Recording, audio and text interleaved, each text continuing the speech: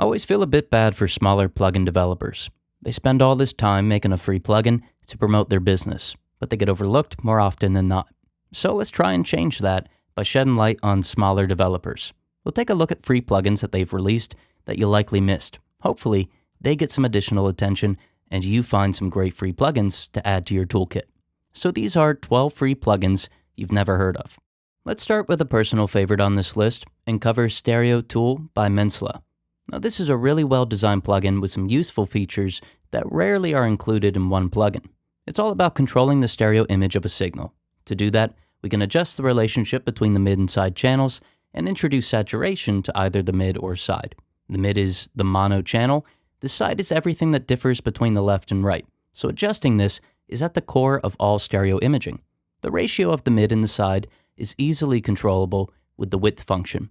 Two all-pass filters with variable Q values help control the response, and delay lets you turn a mono signal into a stereo signal or manipulate an already stereo image. In the middle, we have a scope to visualize the stereo image, and we can alter its appearance at the bottom. If we want just the scope, clicking VI hides the user interface. If we want to adjust the input or the output, alter the delay from left-right to mid-side, introduce feedback and more, we can click FX at the bottom right and make those changes. So let's listen to it and notice how much control it offers over the stereo width.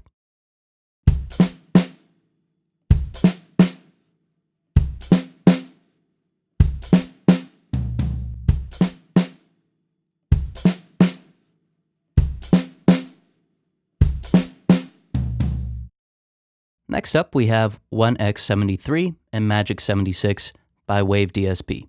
Analog Creator 1X73 is designed to quickly introduce an analog sound to either an individual instrument or a bus. It's super simple. We have the input, output, amount of harmonic distortion and compression, and two modes.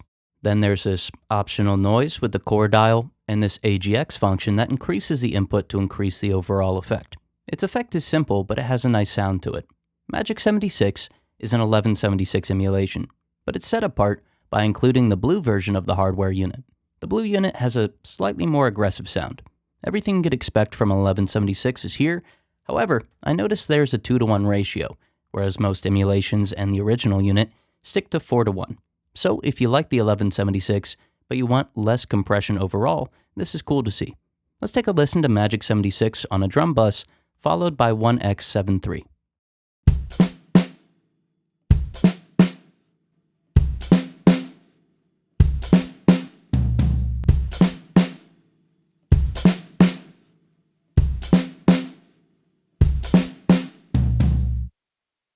Last up for the developer, Wave DSP, we have Magic EQ and Magic Reverb. Magic EQ is unique. The filters and bands 2 and 3 behave normally. The high and low pass filters have 3 slope options, and bands 2 and 3 are fully parametric, like you'd expect. But bands 1 and 4 are tilt shelf filters, but with aggressive resonances. This could be useful if you want to boost the lows but dip the low mids, or do something similar in the highs, boost the air but dip sibilants. Due to how aggressive they can be, you could use these filters creatively. Magic Reverb isn't realistic, nor is it a great sounding reverb, but it does have this really classic sound. It reminds me of early reverb units from the 70s and 80s that didn't sound real, but had a lot of character. It includes the expected functions, like pre-delay, room size, damping, modulation, and a basic EQ for the reflections, but again, the main appeal is a unique timbre that you could use whenever the situation calls for it. Let's take a listen to the EQ, followed by the reverb.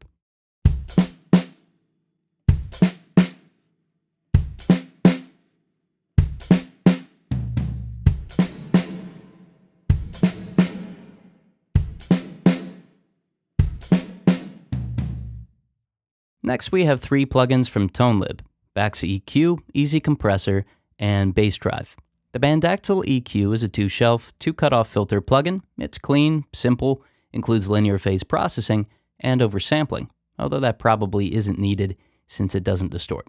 The controls can be minimized to focus on the frequency response, with the red showing the output. Easy Compressor and Bass Drive both sound great, but they only function properly in mono.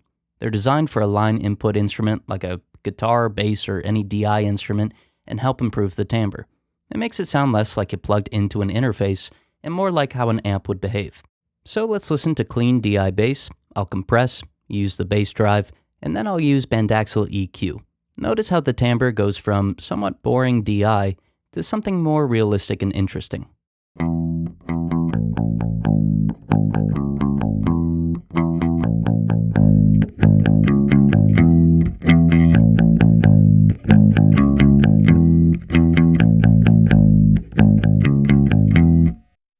Real quick, Sage Audio is an analog mastering studio. We've been around for 20 years, and mastering with us costs $49 a track. There's a link in the description and an ad at the end of the video if you'd like to learn more. Next up, we have a surprisingly realistic tape emulation, 23 tape by 23 DSP. If you like the sound of those Tascam cassette recorders, but you don't want to pay $100, $200+, this is a great plugin to try. It offers 3 tape speeds and 3 tape types, each with unique dynamics, frequency responses, and points of saturation. Looking behind the scenes, everything here works well. The bias lowers the point of saturation. Wow and flutter are aggressive, but that's to be expected. Hiss and hiss color are unique in that the noise is isolated to a range, and it can be adjusted to a different range instead of just static noise like with most plugins.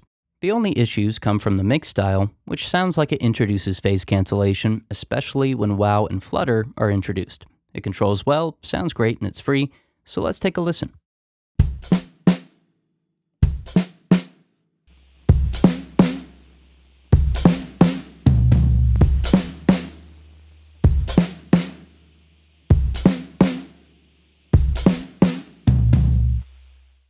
Next, we have Textures by Clark Plugins.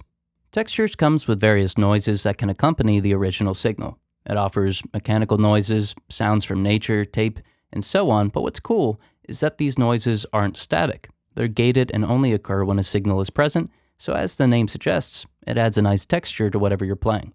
You could achieve this by downloading a bunch of sounds and then gating it with an external sidechain, but this does it all for you while offering a lot of options. The response of each texture is controllable with low and high pass filters and a master fader, none of which affects the original signal. Then reverb and modulation are optional. Again, this only affects the texture you select, not the original signal. So let's take a listen to this effect and run through some of the different textures.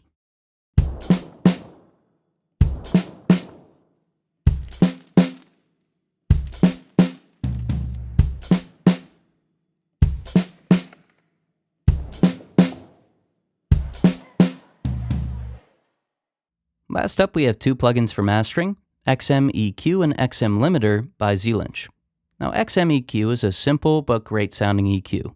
2 bells, 2 shelves, all smooth and gradual changes for tone shaping. It's low distortion with a little noise for analog emulation, but nothing noticeable. XM Limiter behaves more like a clipper, but some reshaping of the peaks is attempted and varies based on the frequency. It's high distortion as well, which isn't necessarily bad. It has a punchy sound, which is to be expected from limiters that don't use look-ahead for gain reduction. Combined, these plugins are some great additions to a mastering chain. Let's take a listen to them on a stereo mix.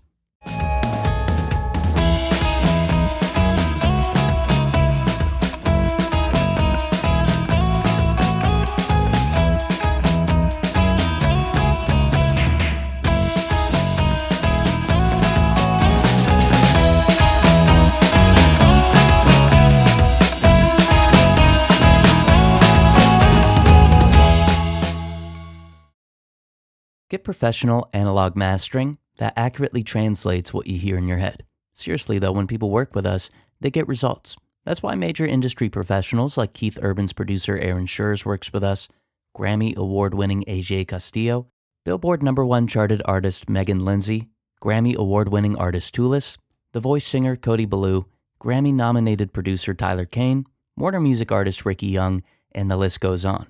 Why waste your time creating masters that don't accurately translate what you hear in your head when you could instantly fix a problem by clicking the link in the description and working directly with professionals who have already done what you're trying to do. We've mastered thousands of songs that accurately translate what each client hears in their head, and it'll work for you too. Click the link in the description now and get direct access to us for personalized analog mastering that accurately translates what you hear in your head.